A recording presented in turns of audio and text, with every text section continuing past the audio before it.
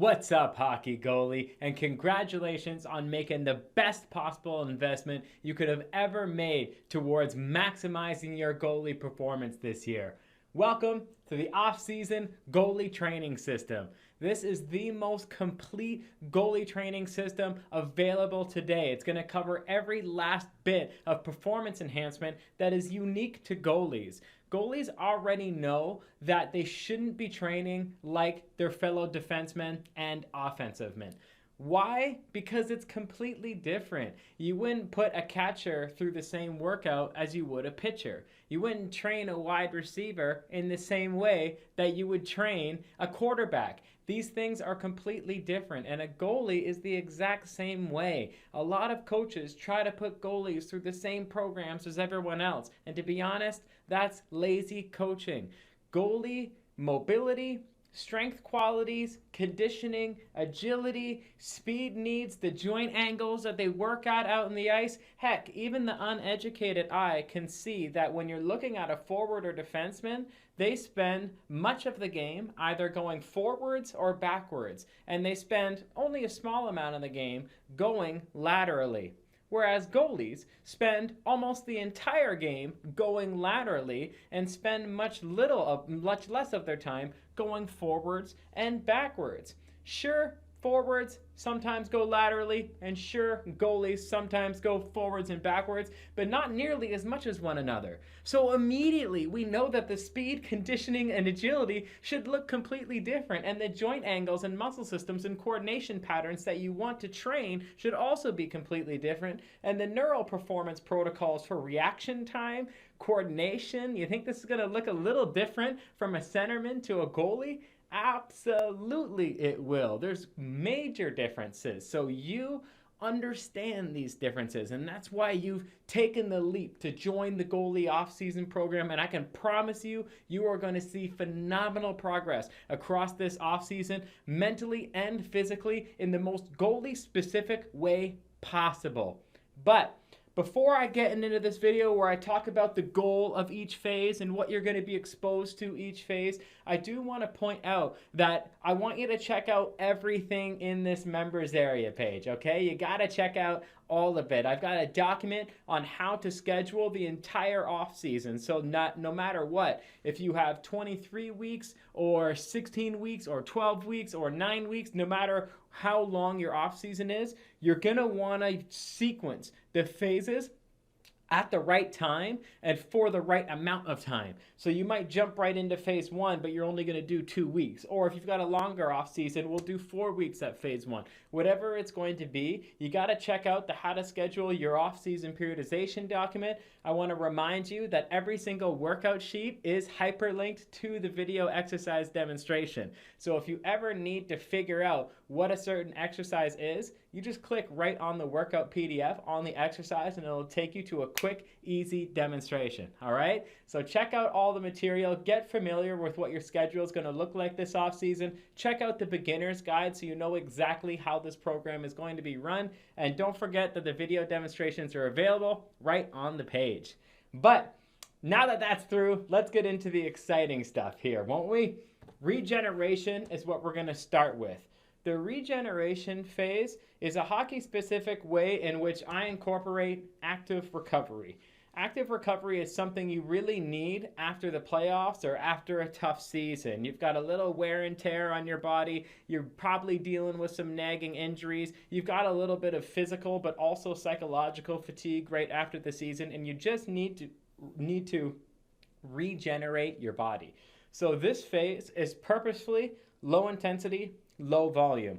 And what we're working to do is get rid of certain adhesions that you built up throughout the end season, and also unlock your joints and get rid of certain strength imbalances that happen in goalies throughout the end season because of the positioning that your legs are in, because you're always in forward flexion at the spine and also the shoulders, because you're diving laterally constantly. There are both strength and adhesive imbalances from the upper body to the lower body, but also the left side of the body to the right side of the body.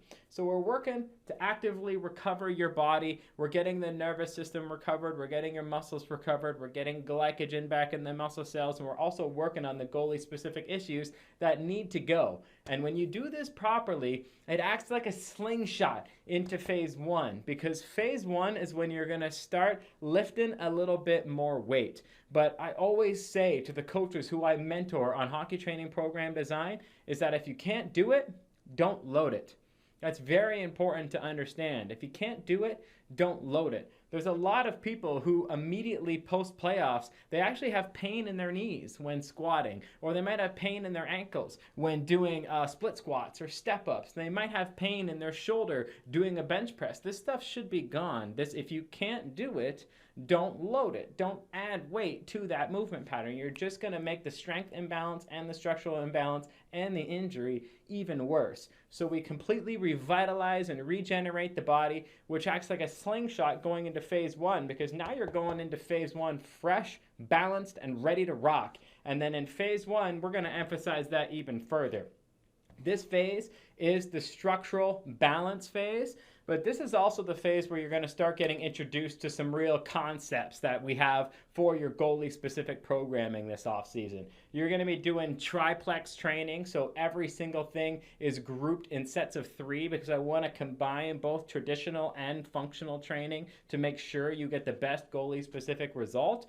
But we're doing it from a structural perspective to create a balanced physique, because a balanced physique has balanced movement, and balanced movement has the best possible coordination, and goalies need that. You can't have any energy leaks or any movement pattern inhibitions that stop you from being in the right place at the right time, which is something that's so critical for goalie performance. And we need to fix it early. You know, I'm talking a lot about structure, I'm talking a lot about balance in the first 2 phases, because the things that throw off structure and balance are your long, hard in-season, where you're doing the same motion over and over and over and over again.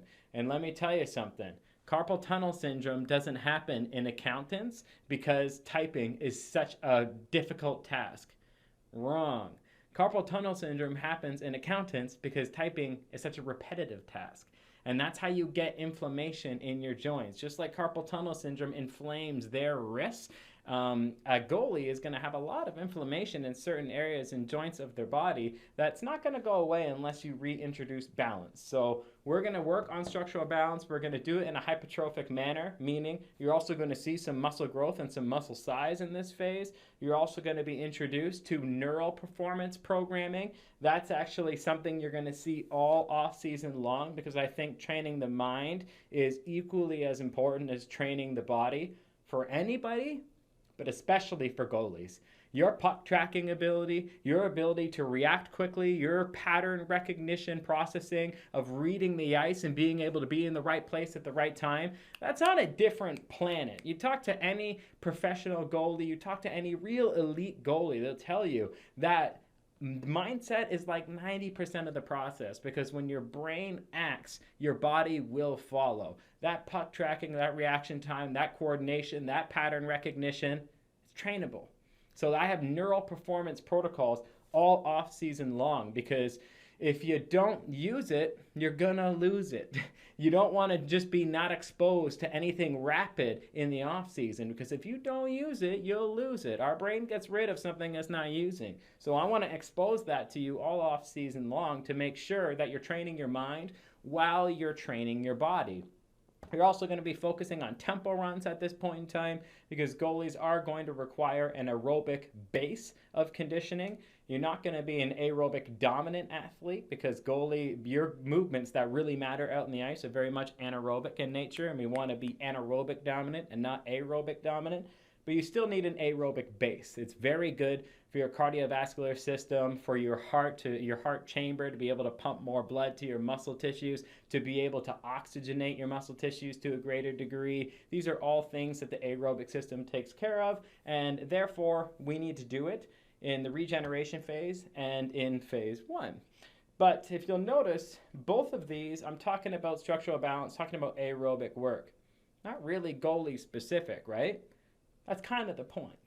Any well-structured and well-periodized off-season program always begins general and ends specific. I want you to think about a pyramid, right? A pyramid can only peak as high as the foundation is wide. We have something known as GPP, which is general physical preparation. GPP represents your general foundation of athleticism, whereas SPP represents specific physical preparation. And that's goalie specific work to get exactly goalie specific results. We don't do the goalie specific stuff right now because that's exactly what got you imbalanced in the first place, because that's what you've been doing all off season long. We need to do GPP work to build general mobility, general strength, complete and perfect structural balance from left to right and upper to lower, so that you have a better body and a better functioning machine when you get into the more specific stuff later. Trust me, the wider your general foundation, the way higher your specific peak is going to be by the time you hit tryouts, camps, or the next season. Got it? Good. So we're doing our general work now, and that's going to lead us right into phase 2. Phase 2 is all about building strength, functional strength. We don't want to build strength. We want to build goalie strength. There's a difference there, and that's kind of when we start getting a little bit more SPP related. We did a big bulk of our GPP work in these first 2 phases, long away from the in-season and camps, but now we're going to get a little bit, you can think about, if we've got our wide GPP base, we're slowly building up to our peak performance. We've got phase 1, phase 2, phase 3, phase 4, phase 5, ultimately to the peak. You could think about this like 1/3 of the way up. Now we're starting to get a little bit more specific with our exercise selection, our exercise intensity, and our overall program design. We're still utilizing our neural performance programming, but you're going to notice a drop in the rep range. So instead of doing higher reps, like we had real climbs here of 15, 12, 10, 8, higher rep nature and structural balance to get hypertrophy and to be a little bit more joint friendly on the body early in the off season. But then when we get into the strength zone, now we're going to be training in rep ranges of 4 to 6. And you're actually going to do a 6-6-4-4. So you're going to do this heavier as this phase goes on. And the reason why is because strength is a must for goalies. If you want to be explosive, strength is what potentiates your explosiveness. So, for example, let's say that you and I can both leg press. Actually, no, wrong. Let's say that you can leg press 600 pounds, but I can only leg press 400 pounds. But we're the same body weight, okay? We're the exact same body weight, but you can leg press 600 pounds and I can only leg press 400 pounds. If you are going to propel from one side of the net to the other, what are you doing? You're digging your one blade down into the ice, and then you're pressing it in a lateral way so that the ground reaction forces, I'm pressing that way, but I'm actually going to move that way. I press down and sideways into the ice so that I can blast laterally and get a toe save or whatever it's going to be. If you have 600 pounds of leg press strength, well, then you're going to be emitting 300 pounds of force per leg into the ice, whether you want to laterally explode that way or laterally explode that way. Whereas I only have 400 pounds of leg press strength. So I'm only going to be emitting 200 pounds of force per leg into the ice and laterally. But I also said that we're the same weight. So given that we're the same weight and you're stronger than me, who do you think's going to have a higher potential for explosiveness? You are. 10 times out of 10, you're going to have a higher potential of explosiveness than me because you have a higher level of strength than me. And we're the same weight, which means you can more easily propel your body into the other direction. So what we're after here is functional strength. We could also easily call this relative strength because you want to be strong in relation to your body weight. That's what makes you an athlete. If you want to just be strong, go be a powerlifter. That's known as absolute strength. Absolute strength won't make you a better goalie.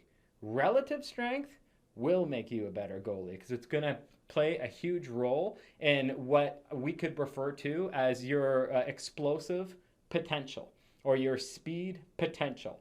It won't make you faster. That's something we're actually going to get into down here, but it increases your speed potential. So you need to be stronger for explosiveness reasons, but you're also going to notice that during this phase, we're taking things up a notch in terms of your functional work, and in terms of your bulletproof protocol. Your bulletproof protocol is a combination of mobility work and stability ball work to make sure that your joints and muscle tissues and connective structures involved in the most common goalie movements, like dropping down for a toe save, like being in butterfly stance, all of this stuff from a mobility and stability perspective are being covered in your bulletproof protocol.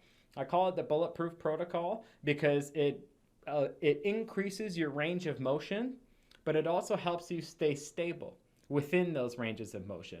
Because it's not enough to just have to be able to go into the splits. You as a goalie, you still need to be stable in those positions and strong and stiff in those positions if you're going to have any chance at all at diving again for another rebound, even in a stretched position. This is not just about flexibility. It is about mobility. And mobility is a combination of flexibility and stability, because you need to be stable in all of the ranges of motion that you're in if you want to optimize your goalie performance. So we're taking things up a notch in the bulletproof protocol. We're taking things up a notch in your functional movement patterns for your warm-ups. We're taking things up a notch in how much weight you're moving, and we're slowly working our way up that peak performance pyramid, which ultimately leads us to phase 3.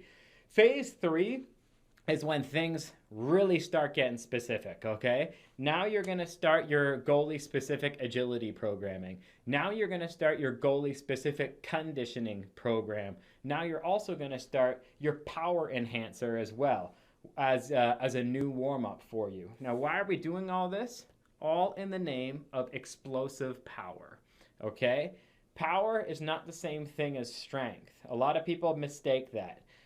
For example, let's say you and I both have a 1 rep max deadlift of 400 pounds, but you can deadlift it faster than me. If we have the same 1 rep max, but you can deadlift it faster than me, then you are the more powerful athlete, even though we have equal strength. Why? Because power is a representation of the rate of force production and not your absolute force production. We had the exact same 1 rep max, but you were able to express that strength at a faster rate. So the rate of power, the rate of force production, what does that sound like to you? Your ability to be explosive. And that's why I said strength potentiates your speed, but power is what makes you actually be fast. Another way to think about it is strength is the amount of horsepower that you've got in your engine, but power is what actually allows you to accelerate that engine. We all know that a Civic is a weak car, but it would destroy a Mack truck in a quarter-mile race just because it has better acceleration.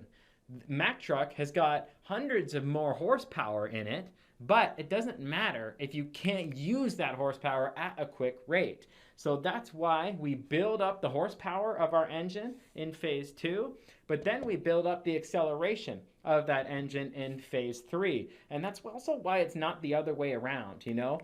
This is the true magic of periodization, is sequencing things in the right way, right? We make sure we recover from the off season. We make sure we have a balanced physique for fluid movement and to slingshot us into the rest of our work.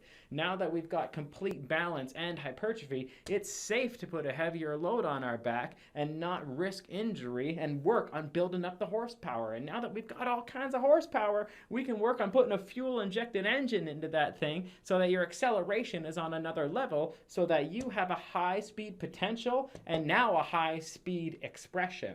This is all stuff that is really dialing in, and now we're starting to get close here. You guys are going to see a lot of goalie-specific mobility work, goalie-specific strength work, goalie-specific agility and conditioning work. This is where kind of people start going, wow. These phases, they're incredibly goalie-specific, but a lot of times some goalies they're going through the motions almost a little bit when they never should. This is the GPP work is incredibly important. But the phase 3, when they start realizing why they did this stuff, they're like, oh, that's why I did regeneration phase 1 and phase 2, because it led me to phase 3, and now I'm a completely different freaking version of myself. That's really what this is all about. And phase 4 sweetens it even more, because we were focused on explosive power.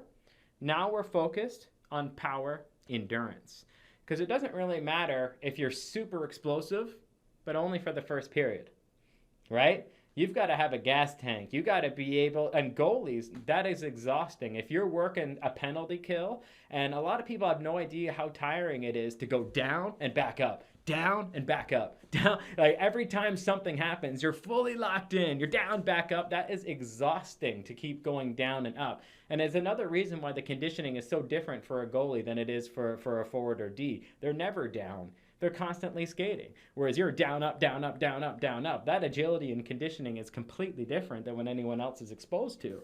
So we got to build the horsepower, and then we got to put an accelerator in that engine, but now we also got to put a gas tank on that engine. So you've got big horsepower, lots of explosiveness, and then a big enough gas tank to be fresh all 3 periods, and then even in overtime if need be.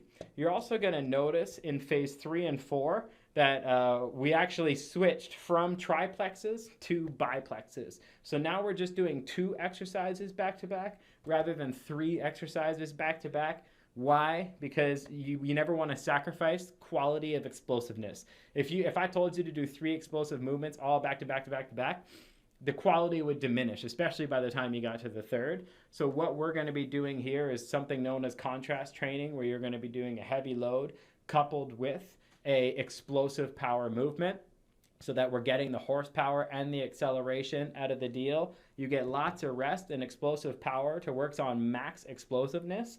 But then in power endurance, you're going to be forced to do the same thing, but with a little bit less rest, so that you're forced to remain explosive even in a fatigued state. So we're getting that goalie-specific conditioning in a fatigued state so that you can be explosive on the ice. And trust me, what you're going to be exposed to out in the ice is nothing to what you're going to be exposed to here. This gets you prepared. The more you sweat in training, the less you bleed in battle. So this is something that really helps you prepare and take yourself to the next level, which ultimately leads us into phase 5. Phase 5 is peak performance. Peak performance is all about utilizing what's known as a taper and peaking phase. There's something in sports science known as the fitness fatigue model, in that if you're training really hard as a goalie in the off season, your training is going to get you your goalie specific results. But since you're training really hard, your fatigue is also going to come up to match it. And fatigue can actually nullify your performance, right? That's like overtraining. If you're not recovering enough from your training, fatigue's going to sneak up on you, and it's going to mask, it's going to hide all the goalie-specific fitness gains that you made. But a tapering and peaking phase, it's the perfect balance. You've worked so hard for your goalie-specific results, but then fatigue has caught up to you, because phase 4 is super hard. But we do a tapering and peaking phase at a low training volume, but a high intensity.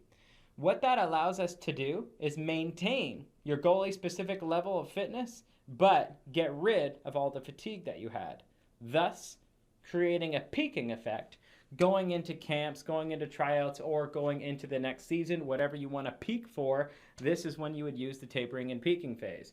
And one thing you're going to notice about phase 5 is we are doing a tapering and peaking phase, and it's all the same work that you're going to be doing in terms of the biplex workout, all the same work that you're going to be doing in this phase, but now you got to do it in one long circuit.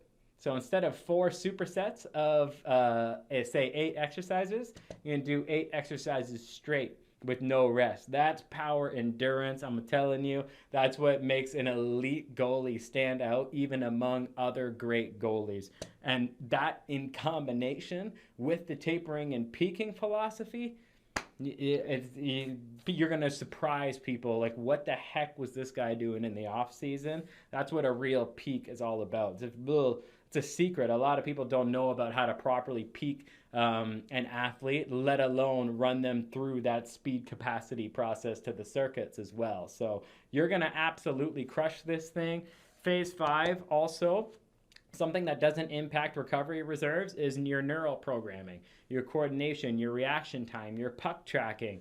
This is going up now to 2 sessions per week, to where we were doing 1 neural performance session per week throughout the entire offseason. Now we're going up to 2 per week. So now body and mind in combination with you being at the top of the performance period takes everything home, and you go on the ice a completely different goalie. All right? I hope that you are as pumped up as I am about you crushing this offseason. I can't wait to see the results that you're going to get. And don't ever hesitate to email us here at hockeytraining.com if you ever need anything. Let's go.